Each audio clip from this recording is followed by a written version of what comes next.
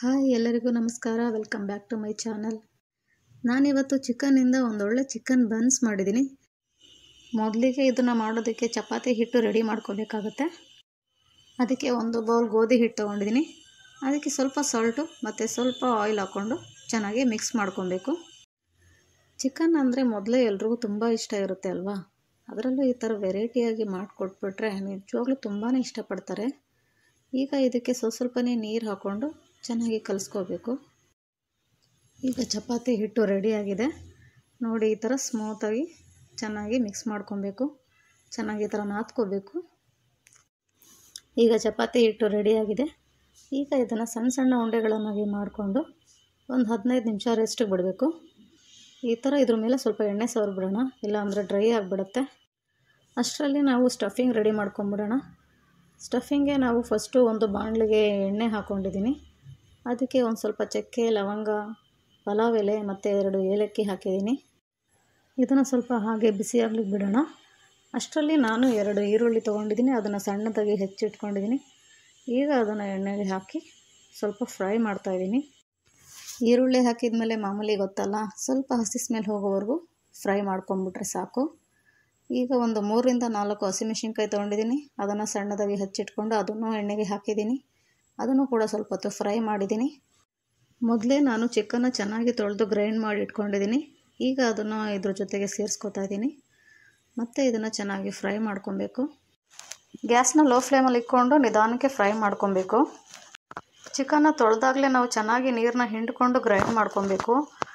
ಇಲ್ಲ ಅಂದರೆ ನೀರು ಜಾಸ್ತಿ ಬಿಟ್ಕೊಂಡ್ಬಿಡುತ್ತೆ. ನಾನು ಚೆನ್ನಾಗಿ ಹಿಂಡ್ಕೊಂಡಿರೋದ್ರಿಂದ ನೀರು ಜಾಸ್ತಿ ಬಿಟ್ಟಿಲ್ಲ ನೋಡಿ, ಸಣ್ಣದಾಗಿ ಸ್ವಲ್ಪ ಇದೆ. ಈಗ ಇದಕ್ಕೆ ಸ್ವಲ್ಪ ಅರಿಶಿನ ಪೌಡ್ರು ಮತ್ತು ಚಿಲ್ಲಿ ಪೌಡ್ರು ಮತ್ತು ಸ್ವಲ್ಪ ಪೆಪ್ಪರ್ ಪೌಡ್ರು ಹಾಕ್ಕೊಂಡು ಲಾಸ್ಟಲ್ಲಿ ನಾನು ಸಾಲ್ಟ್ ಹಾಕ್ಕೋತಾ ಇದ್ದೀನಿ. ಈಗ ಮಸಾಲೆ ಮತ್ತು ಸಾಲ್ಟನ್ನು ಹಾಕಿದ್ದಾಯಿತು. ಹಾಗೆ ಲೈಟಾಗಿ ಫ್ರೈ ಮಾಡ್ಕೊಂಬಿಡೋಣ. ನೀರೆಲ್ಲ ಚೆನ್ನಾಗಿ ಡ್ರೈ ಆಗಿದೆ. ಮತ್ತು ನೀರೆಲ್ಲ ಹಾಕೋದೇನು ಬೇಡ, ಹಾಗೆ ಫ್ರೈ ಮಾಡ್ಕೊಂಬಿಡೋಣ. ಈಗ ಇದಕ್ಕೆ ಸ್ವಲ್ಪ ಕೊತ್ತಂಬರಿನ ಕಟ್ ಮಾಡಿ ಇಟ್ಕೊಂಡಿದ್ದೀನಿ. ಅದನ್ನು ಹಾಕ್ತಾಯಿದ್ದೀನಿ. ಈಗ ಚೆನ್ನಾಗಿ ಮಿಕ್ಸ್ ಮಾಡ್ಕೊಂಬಿಡೋಣ.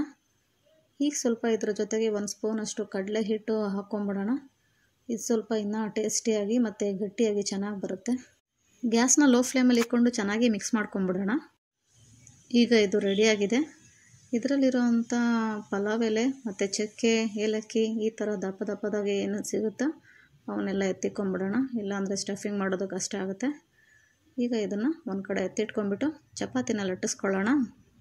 ಸ್ಟಫಿಂಗ್ ಅಂತ ರೆಡಿ ಮಾಡಿ ಇಟ್ಕೊಂಡಿದ್ದೀವಲ್ಲ, ಇದನ್ನು ನಾವು ಹಾಗೆ ಚಪಾತಿ ಜೊತೆ, ರೊಟ್ಟಿ ಜೊತೆ, ಪೂರಿ ಜೊತೆ ಹಾಗೆ ಕೂಡ ತಿನ್ಬೋದು. ನಾವು ಈ ಥರ ಮನೆಯಲ್ಲೇ ವೆರೈಟಿಯಾಗಿ ಮಾಡಿಕೊಡೋದ್ರಿಂದ ಹೊರಗಡೆ ಕೇಳೋದನ್ನೇ ಬಿಟ್ಬಿಡ್ತಾರೆ. ಚಪಾತಿ ಲಟ್ಟಿಸ್ಕೊಂಡಿದ್ದಾಯಿತು. ಈಗ ಇದರೊಳಗಡೆ ಸ್ಟಫಿಂಗ್ನ ಸ್ವಲ್ಪನೇ ಈ ಥರ ಫಿಲ್ ಮಾಡ್ಕೊಬೇಕು. ಈಗ ಚಪಾತಿನ ಈ ಥರ ಸುತ್ತಲೂ ರೋಲ್ ಮಾಡಿಕೊಂಡು ಎಂಡ್ವರೆಗೂ ಬರಬೇಕು.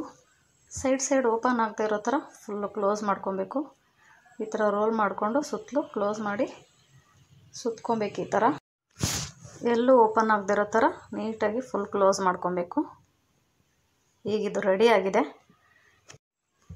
ಈಗ ಇದೇ ಥರ ಉಳಿದಿದ್ದೆಲ್ಲನೂ ರೆಡಿ ಮಾಡ್ಕೊಂಬಿಡ್ತೀನಿ.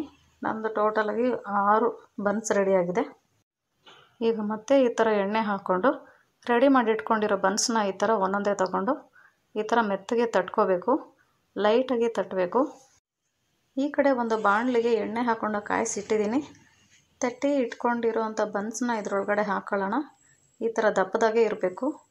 ಬನ್ಸ್ ಅರ್ಧ ಮುಳುಗೋವರೆಗೂ ಮಾತ್ರ ಎಣ್ಣೆ ಹಾಕ್ಕೊಂಡಿದ್ದೀನಿ. ಜಾಸ್ತಿ ಎಣ್ಣೆ ಹಾಕ್ಕೊಬಾರ್ದು.